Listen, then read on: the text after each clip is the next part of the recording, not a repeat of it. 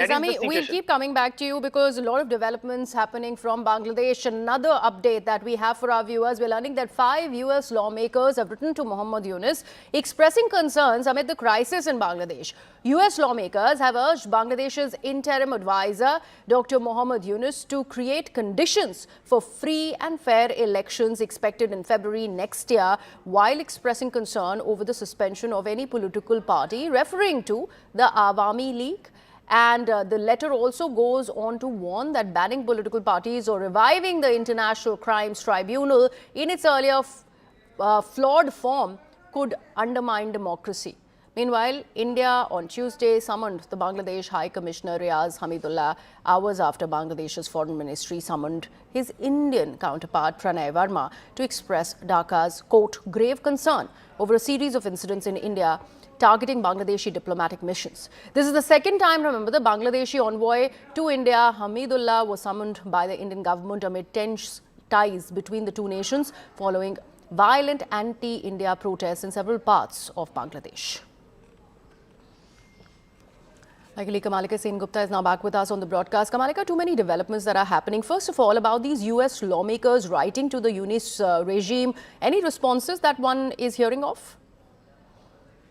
Right now, still we have not, there is no response from the Bangladesh government. But this letter from the lawmakers of US, one thing is very clear that now there is an international pressure which is now on Yunus. You are just like banning one political party without even giving it a chance.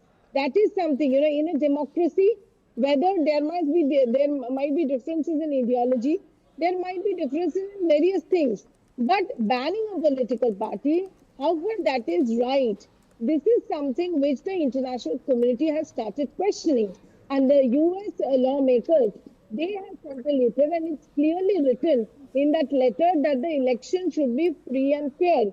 Because Bangladesh is a democracy and they should maintain the ethos, the culture, the rules of a democracy.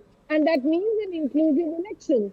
So for that thing, this letter is very important because the international fraternity has started. We know that the other organizations have also started writing letters, and they have condemned that how Prothomalo and how Daily Star, all this were attacked. International journalist community have also reacting.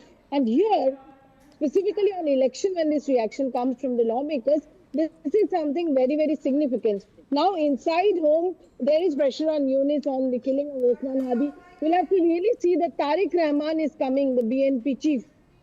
That is also very important, how things change after he comes. But right now, this international pressure is something which is building on Yunus. All right. Kamalika, thank you so much for all of those inputs.